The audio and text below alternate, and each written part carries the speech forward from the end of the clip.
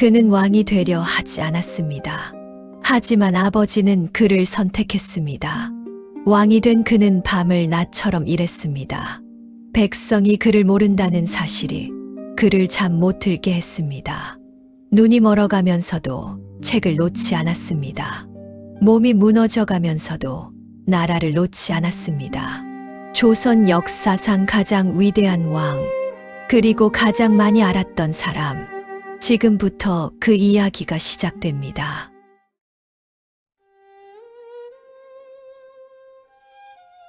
태종은 아들을 바라봤습니다. 그리고 왕관을 내려놓았습니다. 금빛 조명이 쏟아지는 궁궐에 엄숙한 정적이 흘렀습니다. 22살의 청년이 용상에 앉았습니다. 등을 곧게 펴고 정면을 바라봤습니다. 수백 명의 대신들이 일제히 엎드렸습니다. 조선의 네 번째 왕이 탄생하는 순간이었습니다. 밤이 깊은 날, 촛불 하나의 의지에 그는 책을 읽었습니다. 왕이 된다는 것이 무엇인지 스스로에게 묻고 또 물었습니다. 그는 결심했습니다. 학문을 연구할 기관이 필요하다고. 그리고는 지편전이 세워졌습니다. 책과 두루마리가 천장까지 가득 찼습니다. 전국에서 젊고 뛰어난 인재들이 모여들어 그들은 어두운 관복을 입고 조선의 미래가 될 준비를 했습니다. 세종은 직접 그들 사이를 걸었습니다. 학자들이 고개를 숙이고 그는 멈춰 섰습니다. 책상 위의 내용을 들여다보며 호기심 어린 눈으로 물었습니다. 학자가 열정적으로 대답했고 세종이 미소를 지었습니다. 그것으로 충분하다 여기며 밤을 새워 토론했습니다. 농민들에게 도움이 될 농서를 만들기 위해 왕과 학자들이 함께 머리를 맞댔습니다. 음악이 문제였습니다. 궁중음악의 체계가 엉망이었습니다. 세종은 그것을 그냥 지나치지 못했습니다. 박연이 나섰습니다. 오래된 악기들이 하나씩 다시 태어났고 궁궐들의 음악이 울려 퍼졌습니다. 처음으로 제대로 된 소리였습니다. 세종이 눈을 감으며 조용히 미소 지었습니다. 그때 한 사람이 나타났습니다. 천민 출신 장영실. 하지만 세종은 신분을 보지 않았습니다. 장영실이 바닥에 쪼그려 앉아 수치로 설계도를 그렸습니다. 그 손끝에 조선의 과학이 시작되고 있었습니다. 대장간에 불이 붙기 시작하고 장인들이 땀을 흘리며 쇳물을 부었습니다. 자경루가 완성됐습니다. 스스로 종을 쳐 시간을 알렸습니다. 사람들이 환호했습니다. 밤하늘을 향해 혼천이가 세워졌습니다. 정교한 톱니바퀴가 별의 움직임을 따라 돌았습니다. 학자들이 하늘을 올려다봤습니다. 별이 이렇게 가까웠던 적이 없었습니다. 이번엔 비였습니다. 얼마나 내리는지 정확히 알아야 했습니다. 청동치구기가 만들어졌습니다. 장영실이 손짓으로 원리를 설명했습니다. 세종이 고개를 끄덕였습니다. 전국 8도의 치구기가 놓였습니다.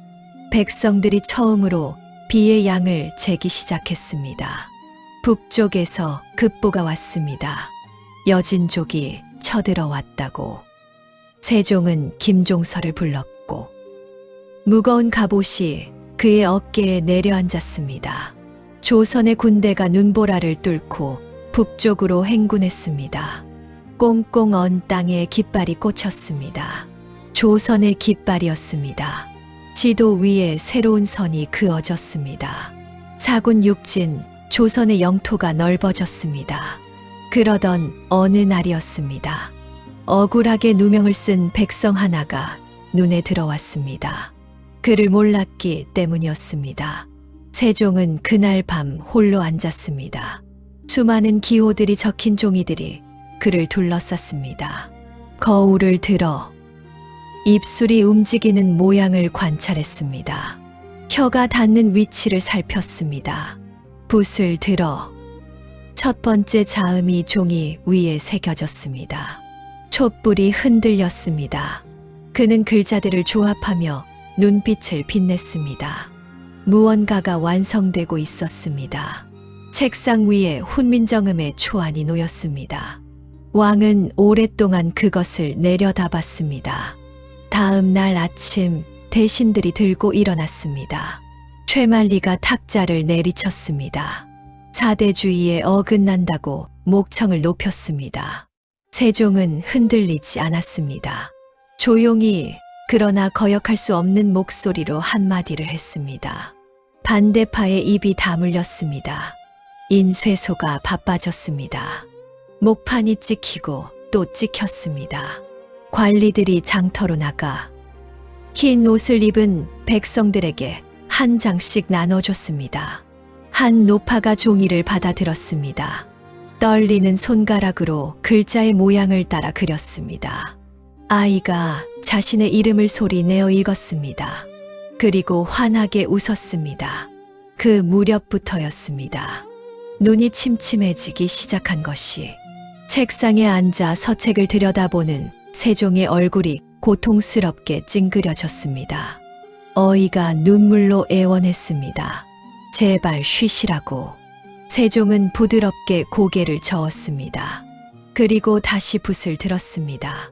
흐릿한 시야 속에서도 글자는 써졌습니다.